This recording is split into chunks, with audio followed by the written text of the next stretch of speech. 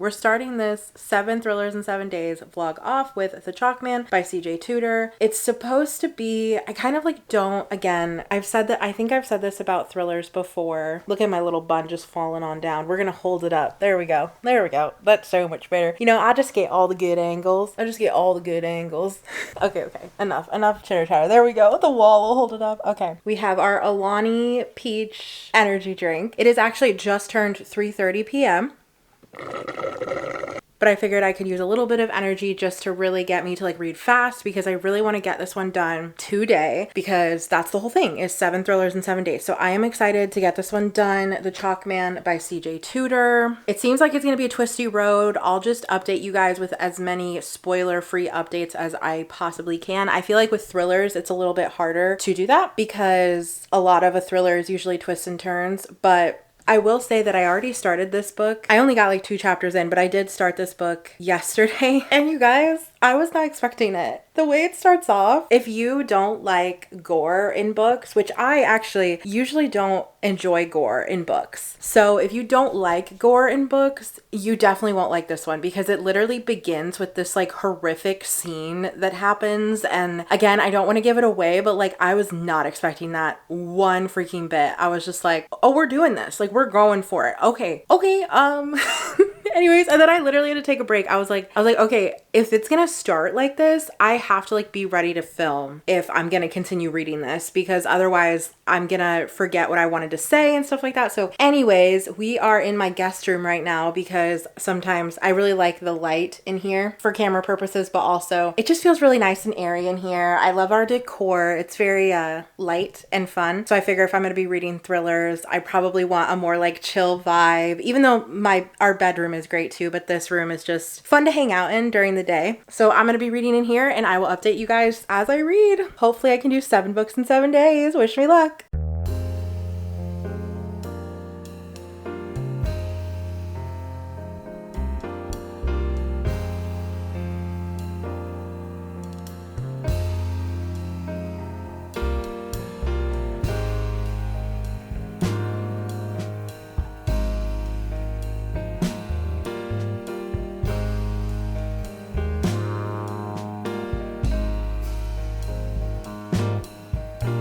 Hey, how you doing?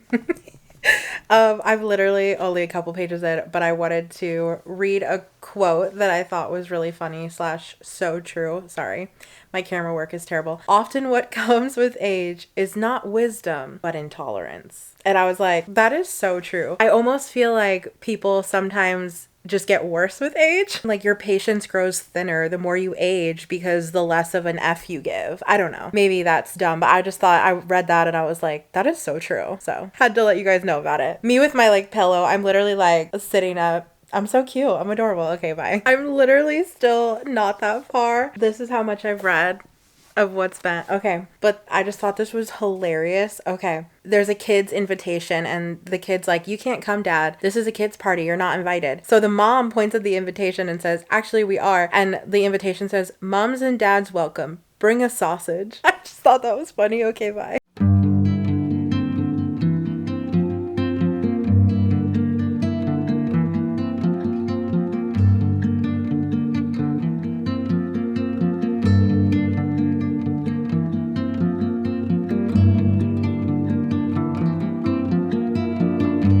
Little update. I am like 76 pages in, and this book is not for the faint of heart. I don't like to check trigger warnings before I read books because I don't want anything to be spoiled. Like I want to go in as blind as I possibly can, especially to thriller books. I was not expecting what has already happened, and we're not even halfway through, and things are just really weird. Like weird stuff is happening, and there's really intense bullying retellings because there's some stuff that takes place in the past and some stuff that takes place in like 2016. So I will say that if bullying is a trigger for you, maybe don't read that, which I hate bullying in books. Like I just don't enjoy hearing about it. It's not fun. Makes me sad. Like it just makes me sad. I don't like to hear about bullying. So I hated what I just read. It made me really sad. sad and upset, but that is okay. And we are going to keep trucking along. I just wanted to update you that definitely check trigger warnings for this book. I can't even imagine how much crazier this book could get because, like I said, this is some of the darkest stuff I've ever read. So, hey. Dog's just fighting in the background. What are you guys doing?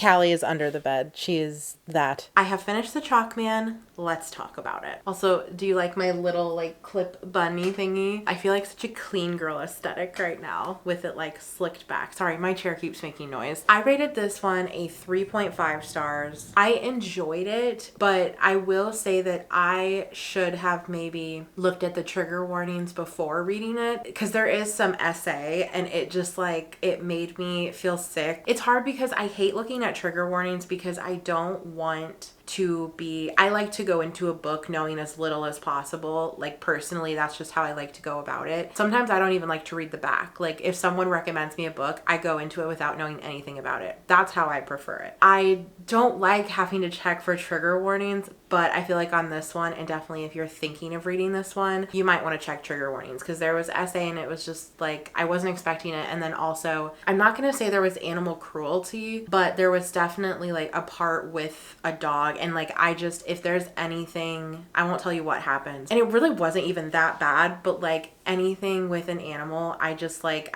it makes me uncomfortable and I just feel sad. Like I'll just feel sad for the rest of the day. I can't read a sad book like that or a disturbing book and then not feel anything about it. Like I'm not that person. So anyways, this book kind of sent me into a spiral of like, I just got really sad and life felt pointless for a minute just because like this book was so sad, some of the parts. Like it just made me feel like what a terrible world. What a great review of this book. I'm just giving you my honest thoughts and opinions of what I went through reading this book. Like it really made me start to think people in this world are so cruel. I don't know. It just really made me upset. This book really upset me. But I will say that it was really well written and like it was a really good book if you're into this kind of stuff, which I would say it's more like creepy horror rather than like a thriller because there is thriller aspects of it, but it's a little bit darker than your average thriller. To me also, like after reflecting on all of this, I'm like, it wasn't even a huge part of this book and it's still just like stuck with me because this is like 2 weeks later after finishing this book that I'm recording this because it put me into a reading slump. It put me into like a really sad down in the dumps. Like I was just in a sad mood for like a week. So I'm not saying don't read this book, but I'm saying if you have a stronger mental health status than I do, if you're mentally stronger than me, you would probably enjoy this book. And if you enjoy horror or things that are creepy, because other than those two things, the dog thing and the essay, I really did enjoy this book. I enjoyed the way it was written. I enjoyed the storyline. Like it was entertaining. It just wasn't the best book I've ever read. And I feel like I keep comparing every thriller and every horror book now to Pen Pal because that was the most recent book that I've read that like gave me chills but in all the right ways and like it made me feel creeped out but not sad, if that makes sense. There were parts in it that were like devastating for sure because that's gonna happen in most thrillers. Honestly, like maybe this is just a me thing. Like you might be fine. So it's a good story, but check triggers. That's what I would say for this one instead of just going on and on about it. Okay, and like I said, I finished that one like 2 weeks ago and I had started reading that one thinking that I was going to do 7 thrillers in 7 days or 7 horror books in 7 days because I have a bunch I need to read. But that book put me in such a spiral. I can't explain it. I think maybe I just read it at just the wrong time. I started reading it and it started making me sadder and sadder and I was just upset after reading it. It really took a toll on me. I don't know what happened because then I read this book. Which was going to be the next one in my 7 thrillers in 7 days vlog that I wanted to do, which now it's not going to be that, but I'll figure out a way to make the footage work. But I did finish another book. I finished Nestlings. This one I chose to read next because it seemed like it wasn't as intense as the one I had previously read. This one seemed almost more fantastical. I think it was really well written. The premise of this book is that a wife and husband who just had a baby win a lottery that puts them in the most expensive expensive, most sought after apartment building slash hotel, that sort of thing. It seems to be the most perfect thing ever, but just something's off about it. As you go through the story, it's them dealing with their child, and there's other stuff that's also like inner turmoil between them that you'll figure out when you read the book. It was definitely a very easy read, and like I said, very well written. It does have to do with like aliens and stuff, and just the fact of like a baby, and it really focused on the dynamic and relationship between a mother with postpartum and her baby. And that, for me, I don't relate to it. It was interesting, but that's pretty much where it ended for me. There's a lot of bug descriptions and things like that, and it was gross, but it didn't really like gross me out. I have found when it comes to things like blood or gore, if a book describes it, I'm not as freaked out as if like it were in a movie and I was actually seeing it happen. And I think it's because if I've never actually like seen whatever they're describing, I can't picture it in my head. Like, I'm a very much like, unless I've pictured it previously or have seen it previously, like in real life or on the TV or whatever, I can't picture it in my head. You will like it if you like more of a psychological horror, because that's, I would consider this that. So if you like that aspect, and if you've ever struggled with postpartum depression or anything like that, you could probably relate to the characters in this. It almost gave me like campy, bad horror movie vibes. And by bad horror movie, I just mean like, when I was picturing things in this book, I was picturing like the low budget $5 for 10 movies in the Walmart bin. Do you guys know what I'm talking about? In the DVD bin way back when. And they were all terrible, but they were so funny, and like I loved them. So that was what I kept picturing, was that kind of vibe as I'm picturing like the characters and the world and stuff. So I do recommend. It was really well written. It just wasn't like my cup of tea, but I did fly through it. So not my cup of tea, but still pretty good.